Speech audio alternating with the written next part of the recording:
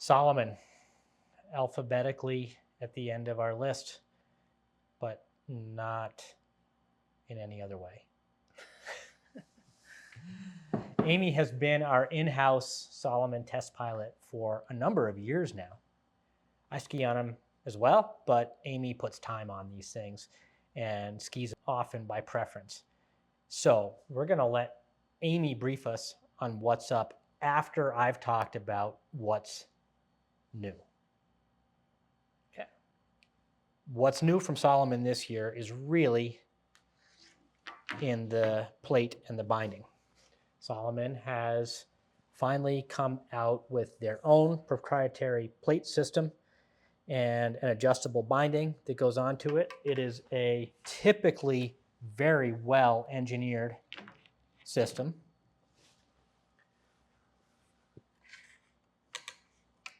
The connection with the ski is very precise and very firm to a level that the other systems out there don't achieve, in my mind. The materials give me confidence that they're not going to shatter in cold temperatures. The adjustability is right underneath this little bail clip. You pull a lever up and move like that. It's super elegant, simple, and easy to do with or without gloves. There's no tools involved. You can do it with your foot on the ski. It's easier with it off the ski. It's not meant to be a movable on the fly system. You know, it just, yeah, it's really well done. Now, in the past, Salomon has pre-drilled all their skis for binding position. They've done that carefully and by design.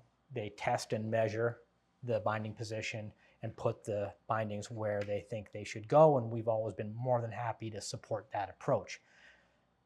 However, having put these skis with adjustable binding position on the snow, we've definitely found that there's more out there, as with every other brand, from production to production, series to series, and even just pair to pair or fit characteristic to athlete. There's added value in being able to move the binding, and that does exist here with these new Salomon skis. We found better performance, usually bringing the binding back one notch from the neutral zero position. So this is a benefit. This is a straight up asset. It's a very well designed system. It brings Salomon into phase with everybody else in terms of having plate systems for their bindings. Hopefully it does address a little bit of deformation associated in the base with the screw placements on quite a number of production series in the past. It's always something that can grind out. It's not a disqualifier, but it's irritating. So this looks really good to me. I think it's a big step forward, and I think it's a benefit. And as always, the engineering of the binding and the interface is at the top level. So this stuff is great. You've always liked the feeling of the bindings. I don't think this is any different. So what's your take? Well, I haven't skied that, I don't think, but I trust you. This is a 182 that he sent for you, but it came too late. We had no snow. Yeah. It hasn't been on snow yet.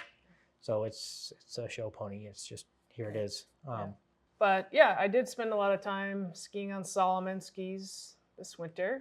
I guess mainly I ended up skiing a lot or liking the most their blue model skis in both skate and classic, and I had a couple pairs of favorites and used those in races and had some of my nicest skis on them. Weirdly, in New England, even though it wasn't much of a winter, much of a cold winter, that blue base works really well in New England as a kind of a cold universal ski, and even, you know, when you're tipping up a little over freezing for sure.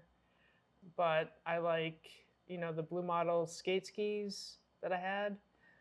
You know, that base is super fast, and Salomon skis are nice and stable, really lightweight, you know, easy to ski on. I went down to the 182 this year, and I think that's a happy place for me with my weight and level of fitness and everything these days. So. Amy's weight is going down. Yeah. Age happens. Yeah, age happens. Yeah, she used to ski 187s last year. we had a little divergence. I was still liking the feeling of the 187s with my added 20 pounds. And really, for the first time ever last year, Amy was like, these are just hard to get going. We had a lot more cold, new snow last year, and that was really where the 182s rose to the surface for Amy. It's not a handling characteristic, it's a material expression issue. The other thing that we've seen in time is there's a real speed benefit to going soft in the cambers with a lot of these skis, particularly in fresher, newer snow. One of the tricks, though, is that you can start to give away some stability with those soft skate skis, for example. Jack Lang got a pair of new skis in Planitia at World Junior Championships, a pair of clear base skis, and they were rocket ships, so fast, but really squirrely and hard to stand on, quite soft. I think it was a mid-flex of like mid-80s or something. I have a picture of the stickers.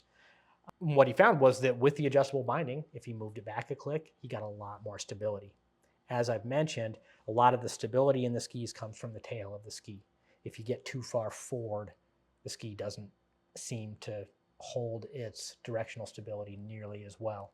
The other issue is that if the camber is quite soft, the ski can close up underfoot too far and you feel like you're kind of pivoting on the heel of the ski, too much load, too far up underfoot.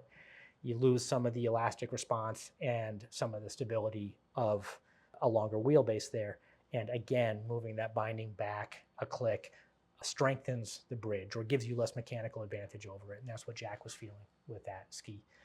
So again, I think that adjustable binding gives us the ability to aim to the soft end for a specific cold ski and have what we feel like is a really assured advantage in low speed performance and like climbing speed and overall skiability in natural snow.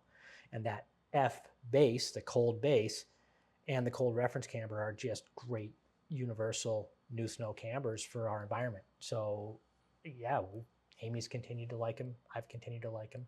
And on the classic side as well, the cold reference camber is low. We can always find enough residual camber and steer that numerically. The stickers give us good information.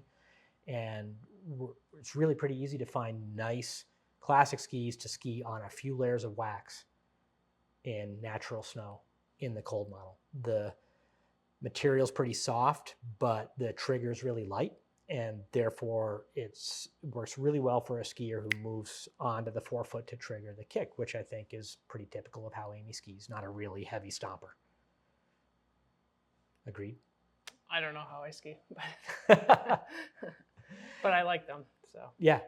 We struggle a little more with some of the universal skis and the higher cambers. This is where, like, Jack Lang, for instance, likes a really tall universal ski that he can hammer on, even though he's a relatively light guy. Amy doesn't like those tall skis.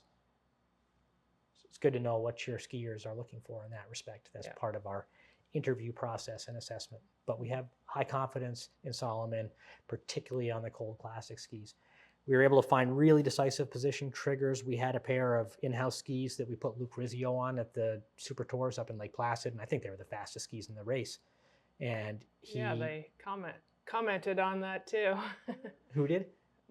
The commentators, because he just flew down the hill and passed everyone in the sprint. Yeah, he was having really good luck on those. And again, that part of that was a new grind. We had that N310 on him. That seems like a really good cold grind. But it was also that particular ski and camber gave him the ability to be really free of the snow, and then he had to move forward on it. It really did require a little punch in the trigger and a move forward, but it's an adaptation he was able to make, and that became a favorite ski really quickly. So more or less the same from Salomon in material terms. Bindings give us a lot to work with in terms of refining the setup and getting the most out of the skis. We will be picking them to a similar standard. The Salomon guys also say that the classic skis with the plates seem to be working a little better. The skis allow for carrying a higher camber. Some of the H4 values are a little higher than what I've seen before, but they're easy to move through and quick to engage. So enjoying those as well. Overall, good program, a lot of continuity from Salomon. They hold their place at the top. Jesse seems to make him fast. Yeah.